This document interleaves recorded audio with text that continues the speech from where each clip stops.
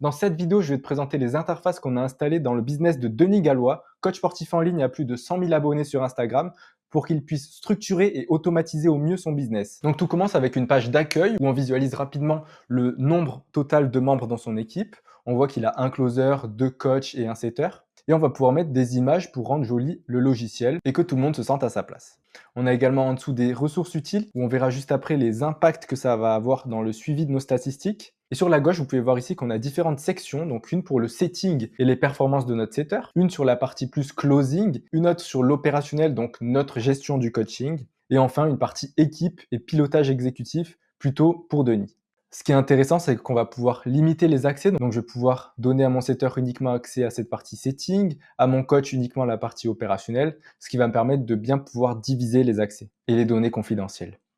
Commençons avec la partie setting. Ici, Denis va pouvoir voir en temps réel la performance de son setter. On sait tous aujourd'hui que c'est difficile de suivre les performances de ses setters, surtout s'il y a un gros volume et qu'il envoie plus de 100 messages par jour. Et bien là, avec un simple reporting, je vais pouvoir voir le nombre de DM envoyés par celui-ci, le taux d'envoi d'un lien pour réserver un rendez-vous et le nombre d'appels qu'il a booké sur une période définie. Parce qu'en effet, je vais pouvoir choisir sur un mois donné, donc par exemple le mois d'août, et filtrer également par setter. Je vais rapidement pouvoir voir ses performances sur ce mois-ci et en plus de ça, voir le nombre de messages qu'il a envoyés par jour. Ce qui va me permettre de pouvoir rapidement voir s'il a un souci et qu'il ne travaille plus pour moi. En plus de ça, je vais pouvoir voir le nombre d'appels qu'il m'a booké par mois et donc suivre ses performances très facilement. J'ai également accès à tout son listing journalier juste en dessous. Une autre partie intéressante, c'est cette pipeline de setting. Ici, mon setter va renseigner toutes les discussions intéressantes qu'il pourrait avoir dans son activité de setting. Bien entendu, on ne va pas toutes les rassembler ici. Sinon, on aurait beaucoup trop de conversations avec des gens qui ne répondraient même pas forcément. Donc, il va juste mettre les discussions intéressantes qu'il a, ou alors ceux auxquels il a envoyé un lien de call, mais où les gens n'ont pas encore réservé un appel pour pouvoir les relancer plus tard. Et on va également avoir ces calls qu'il a validés. On peut également avoir une vue plus sous forme de liste. Maintenant, on va entrer dans le cœur de son business, sa partie closing. C'est là où ça va vraiment être intéressant. Pourquoi? Parce qu'en un coup d'œil, je vais pouvoir savoir le nombre de contacts qu'il a et de clients qu'il a convertis. Également la source de ses leads, ce qui va me permettre moi de pouvoir appuyer sur ce qui fonctionne et d'arrêter ce qui ne fonctionne pas. En un coup d'œil, je vois que 33% de ses leads proviennent de sa bio Instagram, ce qui est énorme et ce qui va me permettre de savoir que sa bio est très bien optimisée. Donc j'ai pas besoin de la changer, ça sert à rien. Par contre, on voit que sur YouTube, je ne suis qu'à 8%, alors que Denis est bien présent sur YouTube. Il y aurait peut-être des call to action à optimiser. Tous ces petits détails vont faire que le business de l'entrepreneur sera de mieux en mieux optimisé. En plus de ça, étant donné que je peux filtrer par source et avoir accès à ces leads qualifiés ou non, je vois en un coup d'œil que tous ces leads provenant de YouTube ne sont pas qualifiés. Donc je vois qu'il y a un vrai problème là-dessus. Et toutes ces données-là, je les aurais pas eues autrement. Et pourtant, elles sont nécessaires pour scaler. Si on continue, je vois que je vais pouvoir filtrer par setter et par closer, et donc rapidement voir les performances de ceux-ci. Juste en dessous, je vais avoir la répartition des closings réussis par closer, et voir qui performe le mieux dans mon équipe, qui me ramène le plus de clients. Je vais également voir le nombre de calls bookés par jour, par mois et par semaine, pour bien traquer tout ça de la meilleure des façons. Juste en dessous, j'ai les données les plus importantes pour son business. On va pouvoir en temps réel voir les performances de ses closers. Ici, je vois qu'en général, j'ai un taux de closing de 36%. Ce qui est bien, mais pourrait être amélioré. Par contre, on voit que le taux de présence est de 75%. Donc Denis a très peu de no-show sur ses appels, donc c'est assez bien optimisé. Je vais également avoir le CA collecté et contracté sur une période donnée, parce que je vais pouvoir filtrer par mois et sélectionner par exemple le mois d'août et voir qu'en août, j'ai collecté 3 198 €. En plus de ça, je vais pouvoir voir en détail les performances de mon closer et voir que sur septembre, par exemple, il a un taux de closing de 50%, ce qui est très bien. En général, un closer recruté va être entre 35 et 40% s'il est bon. Et je vais pouvoir le CA collecté et contracté par celui-ci.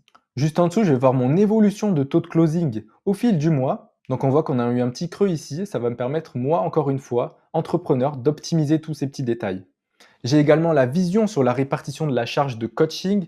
On voit ici Antonin Harris, donc bien sûr, c'est que des fausses données que je vous montre depuis tout à l'heure, à 7% de la charge de coaching. Donc mon closer pourra facilement attribuer un nouveau client à ce coach.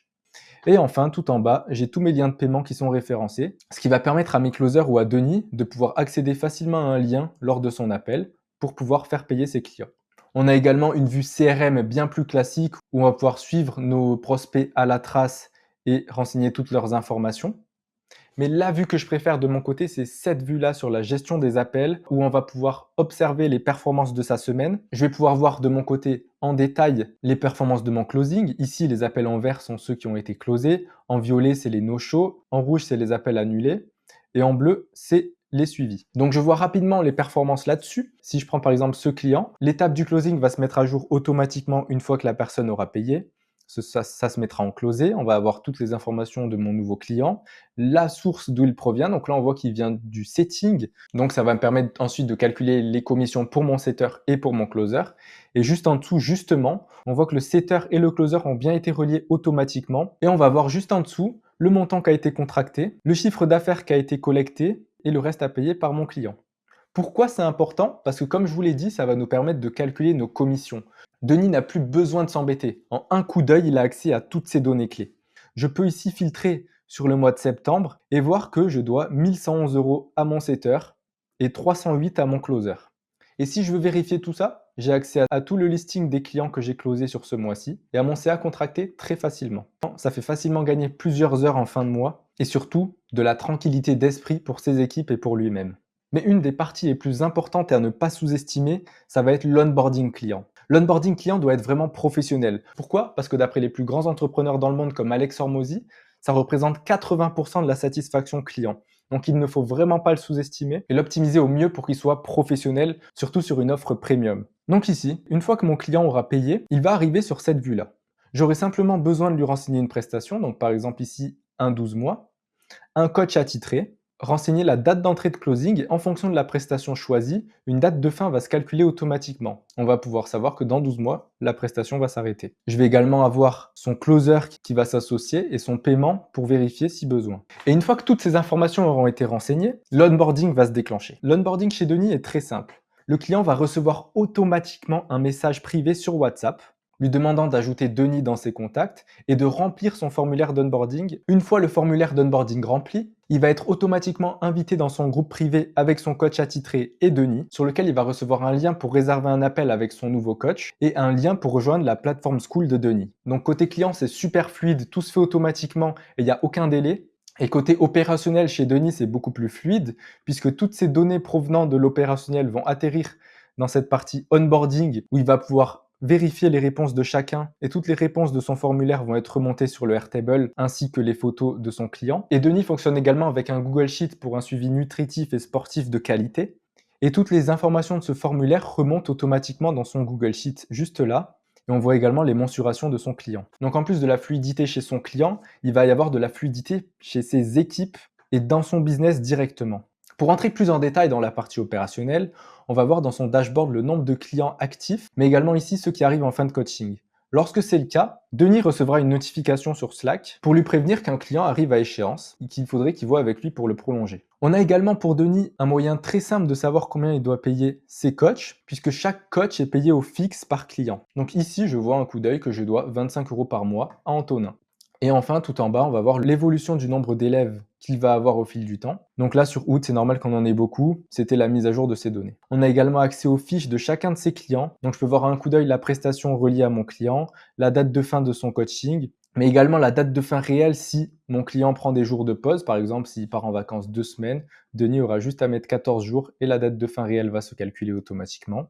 Et j'ai également accès à l'onboarding qui a été fait et aux différents paiements qui ont été relevés. Donc je vois ici en un coup d'œil qu'il reste 50 € à payer par mon client. Pour la gestion de ses équipes, Denis peut en quelques secondes ajouter un nouveau membre. Donc par exemple, s'il a un nouveau setter, il aura juste à cliquer sur setter, renseigner le nom, le prénom, l'email et toutes ces informations, mettre le pourcentage des ventes sur son setter et créer une nouvelle fiche pour l'ajouter à sa base. Une partie très importante également, ça va être toute la documentation de son business. Pour que tout le monde soit formé de la meilleure des façons, que son coaching suive la même qualité qu'il veut et que ses closers soient performants, il faut qu'il leur donne des ressources. Donc pour ça, Denis peut ajouter sur sa base des ressources, que ce soit des vidéos, des documents, et y ajouter des catégories, donc si c'est plutôt pour mes sales ou pour mes coachs, ou alors ça va être plutôt de l'explication du fonctionnement du Airtable. Toutes ces équipes savent qu'ils auront toutes les réponses là-dessus. Donc j'aurai pas besoin de relancer Denis pour avoir une quelconque information. Et enfin, la partie visible uniquement par Denis et par le CEO, ça va être cette partie pilotage exécutif où je vais voir le suivi de mes paiements et de mes commissions,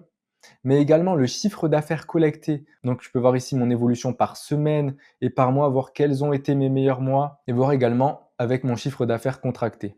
Les membres de l'équipe de Denis peuvent en un clic lui envoyer une facture qu'il recevra ici avec le montant. Il aura juste à vérifier sur ses interfaces que ça correspond bien et il pourra les payer très rapidement. Finalement, il va également pouvoir suivre ses coachs, voir le nombre de clients qu'ils ont actifs et ceux qu'ils ont terminés, et bien entendu avoir le nom de leurs élèves et pouvoir corréler ça avec la satisfaction générale de son coaching. Et Denis n'a pas installé ça pour faire joli. Il a vraiment installé ça parce qu'il avait besoin d'un cadre clair. Il avait besoin de centraliser tous ses outils en un seul endroit. Il en avait marre de jongler entre un Google Sheet, un Notion, un CRM, sur WhatsApp. Il voulait vraiment que tout soit interconnecté sur un seul endroit pour pouvoir déléguer au mieux à ses équipes, suivre leurs performances et voir toutes les statistiques clés de son business. Et il est loin d'être seul aujourd'hui. Si je te présente cette interface, c'est parce que les plus gros coachs en ligne français l'utilisent aujourd'hui.